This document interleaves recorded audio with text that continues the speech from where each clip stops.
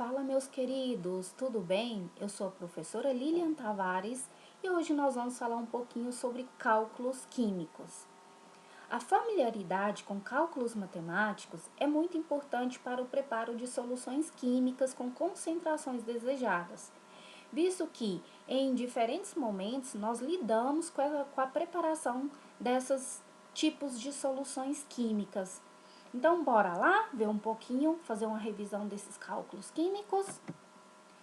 Então, para falar um pouquinho e recordar desses cálculos, nós iremos fazer em duas partes, ou seja, em dois vídeos, onde a primeira parte nós vamos falar e recordar como que se calcula a massa molar de uma determinada substância, vamos recordar como que se calcula o número de mols e também a densidade. Numa outra parte, no segundo vídeo, nós vamos recordar título, concentração molar, ou também conhecida como molaridade, e recordarmos como que ocorre a diluição de uma determinada substância. E para começar, eu faço a pergunta: o que vem a ser concentração? A concentração das soluções, elas correspondem à quantidade de soluto presente em uma determinada quantidade de solvente. E para entendermos melhor, vamos rever como que ocorre a formação de uma solução. A solução, ela nada mais é do que o resultado da mistura de duas substâncias, onde nós chamamos uma dessas substâncias de soluto e a segunda substância de solvente. Quando eu tenho uma mistura de duas substâncias, nós obtemos aqui, ao final, o que nós chamamos de solução, onde essa solução ela vai apresentar um aspecto homogêneo. O que vem a ser esse aspecto homogêneo? Ela apresentar apenas uma fase, né? Então, ela tem essa aparência que eu vejo, mas eu não consigo encontrar ali visualmente um soluto e o solvente, né? Eu vejo apenas uma solução. As quantidades de soluto e de solvente, elas são importantíssimas no preparo de uma determinada solução. E nós precisamos ficarmos atentos a essas especificações. Se eu sei que uma solução é o resultado, a mistura de soluto mais solvente, esse soluto e esse solvente, ou ele pode ser dado em massa ou ele pode ser dado em volume. E aí nós vamos precisar conseguir identificar qual que é um e qual que é outro nessa solução. E aí nós utilizamos alguns índices para então especificar essas diferentes partes de uma determinada solução. Se eu estou falando de massa dessa solução, eu vou representar dessa seguinte forma aqui. Se eu sei que solução é a somatória de soluto mais solvente, eu vou representar aqui, ó, um M de massa da minha solução, sem nenhum índice, quer dizer que ela vai estar representando a massa da minha solução final. Quando eu estiver falando, relacionando ao soluto daquela solução, eu vou representar pelo índice 1. E quando eu estiver referindo a massa do meu solvente, eu vou representar, no caso aqui, pelo índice 2. Então, toda vez que eu tiver o índice 1, que seja massa ou alguma outra forma de representar, eu estou representando o meu soluto. E toda vez que eu estiver aqui, que eu tiver aqui presente o índice 2, eu estou relacionando, nesse caso, a massa do meu solvente. Se eu quero saber a massa da minha solução e conheça as massas aqui das duas partes, basta eu fazer a somatória. E se eu estiver falando, então, desse soluto e desse solvente, só que na sua forma líquida, em volume, é a mesma ideia. Eu terei o índice 1 representando o volume do meu soluto e como índice 2, o volume do meu solvente. Se eu quiser saber o volume da minha solução, basta eu fazer, então, a somatória desses volumes e aí eu obtenho o volume da minha solução final. Então, o que acontece? Nós iremos ver a partir de agora, né, cada um desses cálculos separadamente, para recordarmos como que isso ocorre. E, primeiramente, vamos lembrar como encontrar a massa molar de uma determinada substância. O que vem a ser essa massa molar? A massa molar, representada aqui pela letrinha M, em maiúsculo, nada mais é do que a medição em gramas da massa molecular de uma determinada substância. Né? Então, é assim, é a massa que eu tenho em um mol de alguma coisa.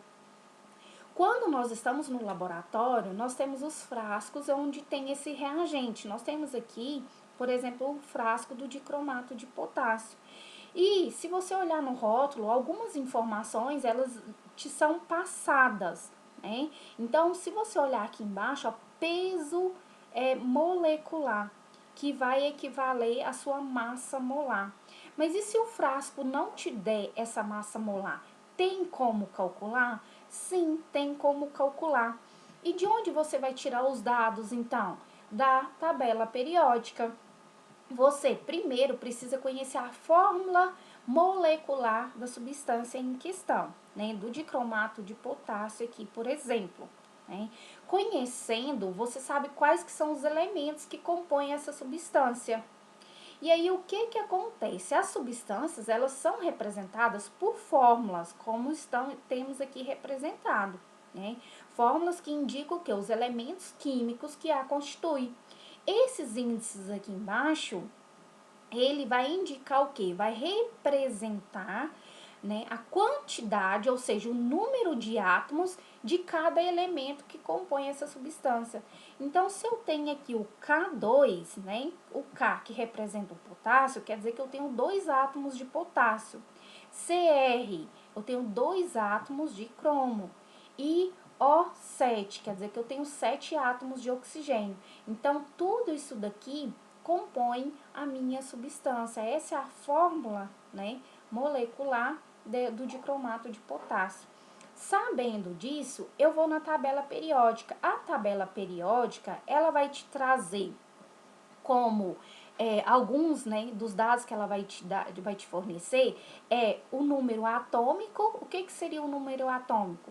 É a quantidade de prótons que cada um desses elementos aqui, desses átomos, eles têm. E aí ela te traz também o quê? A massa, né? A massa atômica daquele átomo.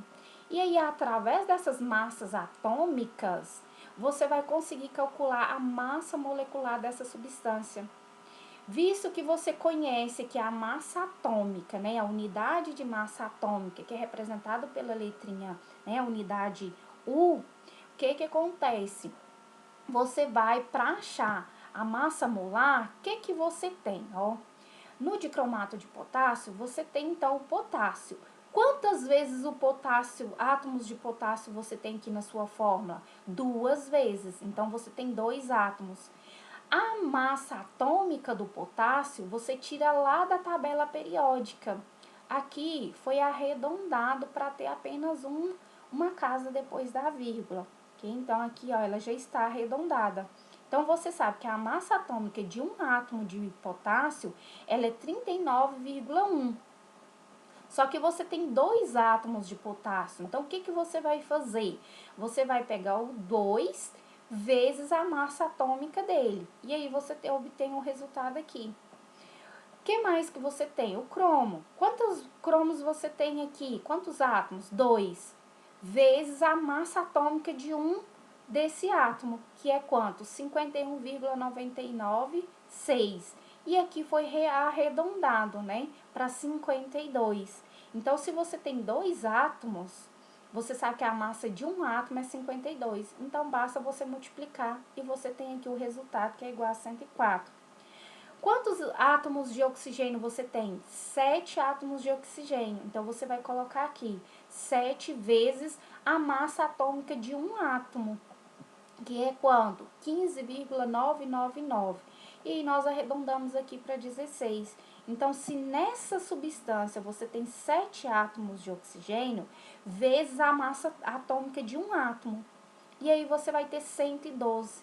Então, você achou de cada um dos elementos separadamente. Para você saber, então, a massa molar de toda a sua substância, basta você fazer a somatória de cada elemento que você calculou aqui. O que você tem então? Que a massa do dicromato de potássio, ela é 294,2 gramas por mol. Nós falamos o quê? Que a massa molar, ela é na verdade, a massa que contém um mol de uma de alguma coisa. O que seria essa alguma coisa aqui? Da minha molécula aqui, certo? Então, o que isso quer dizer? Que em um mol de dicromato de potássio, a massa dele é 294,2 gramas. E assim, com esse exemplo, eu consigo calcular a massa molar determinada de uma outra substância qualquer. Sempre o quê? Seguindo buscando na tabela periódica as suas massas atômicas. Através das massas atômicas, eu chego à massa molar consigo calcular a massa molar de cada uma dessas substâncias. Agora, nós vamos falar um pouquinho sobre o número de mols, representado aqui pela letrinha N. Então, mol, ele serve para mensurar a matéria microscópica, seja ela átomo, nêutron, próton ou elétron. Então, na verdade, mol, ela é a unidade, né, de quantidade de matéria. Então, é aquela unidade que nós utilizamos para conseguirmos mensurar no macroscópico aquilo que é microscópico. Então, essa é a forma que nós temos de representar. E para determinarmos a quantidade de matéria, isto é, quantos mols existem numa determinada massa de um elemento ou de uma substância. Então, conhecendo-se a massa molar, como vimos anteriormente, nós podemos simplesmente fazer uma regra de 3. Ou então, nós podemos usar a fórmula matemática aqui representada, onde N representa o número de mols, ou seja, a quantidade de matéria. O M representa a massa, ó, M1. Então, se é M1, nós estamos falando da massa de quem?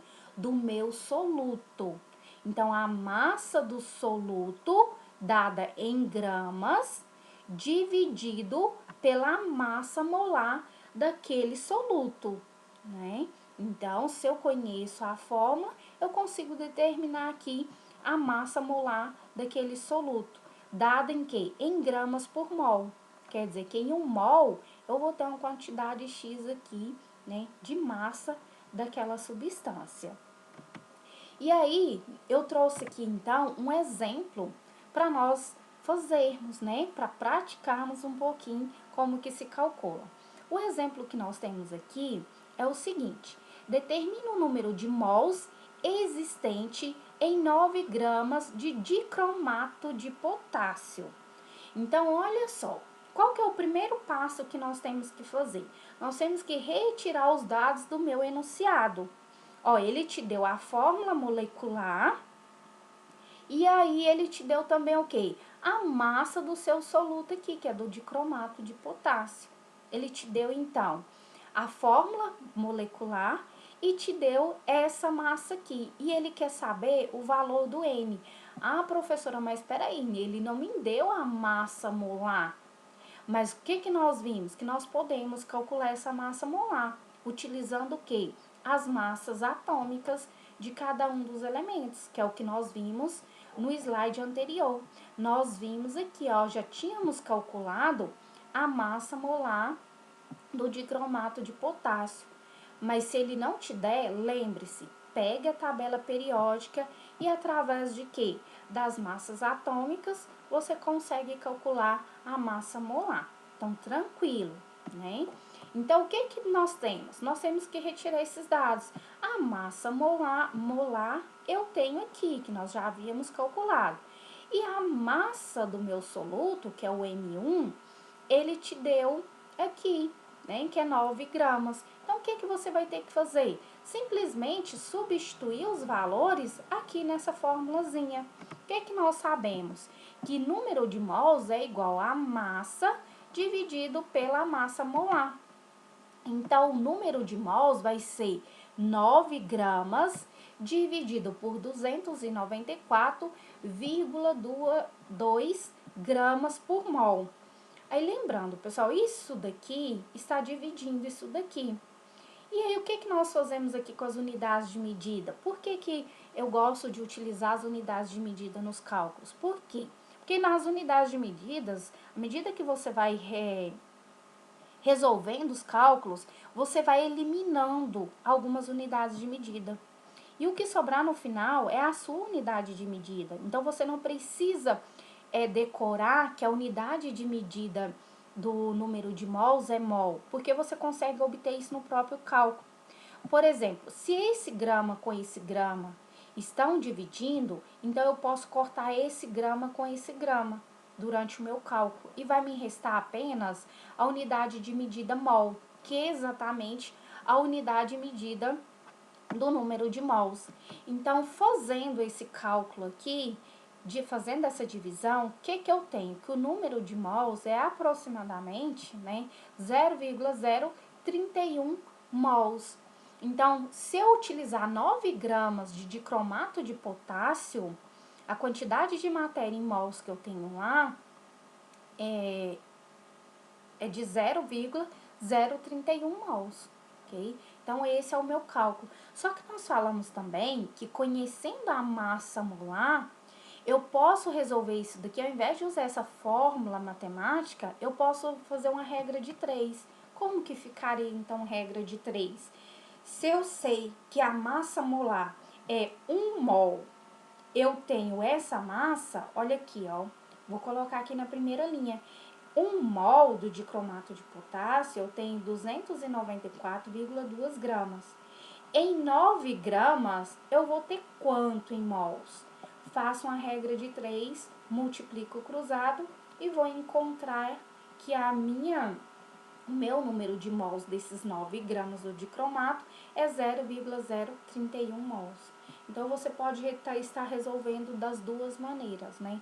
Ou por regra de 3, ou pela fórmula matemática de números que determinam números de mols. Agora, nós vamos falar um pouquinho da densidade. O que seria a densidade? A densidade é uma forma simples, né, de dizermos o quanto de matéria em massa ela é compactada, ou seja, ela cabe dentro de um espaço, dentro de um volume.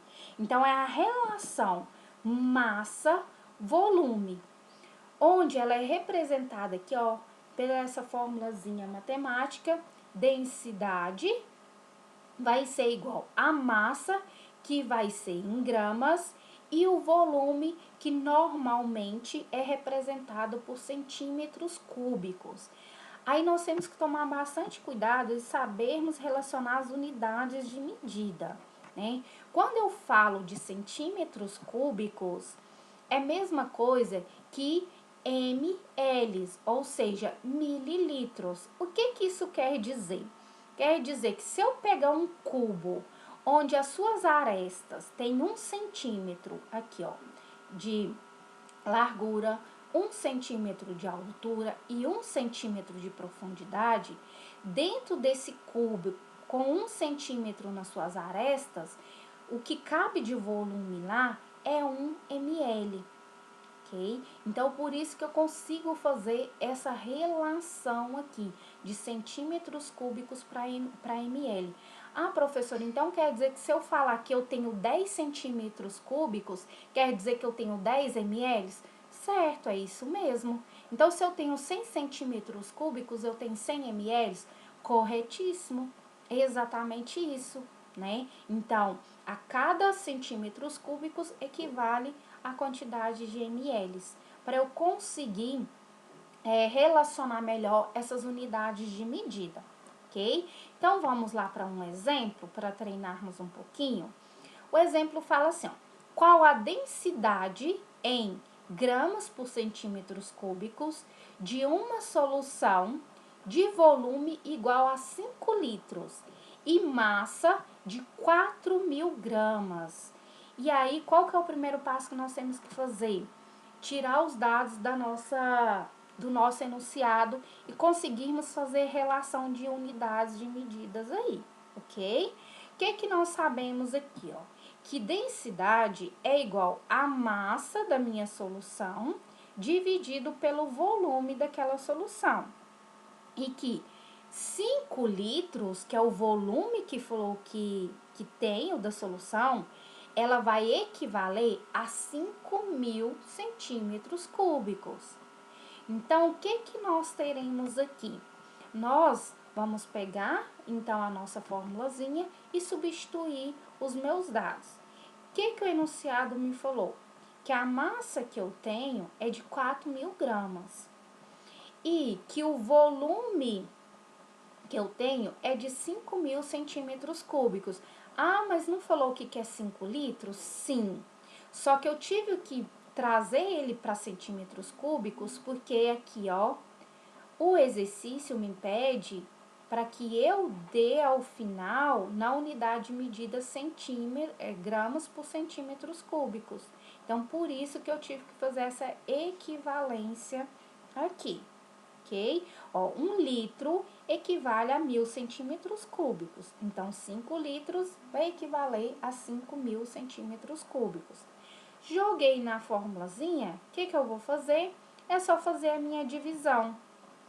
Se eu dividir 4.000 por 5.000, vai equivaler a 0,8, o quê? Gramas por centímetros cúbicos. Porque como eu não tenho unidades de medidas iguais, eu não corto nada.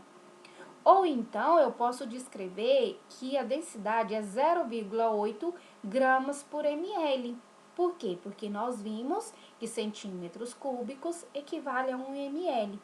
E o que isso daqui quer dizer? Quer dizer que em 1 ml, a massa que eu tenho é de 0,8, né, de uma determinada substância aqui que ele não me disse o que era. Então, nós revisamos aqui 3 cálculos, né, simples, mas necessários que nós precisamos entender, né, e relacioná-los para conseguirmos fazer um preparo de solução. E aí, eu desejo vocês bom estudo e nos veremos no nosso próximo vídeo. Forte abraço para vocês!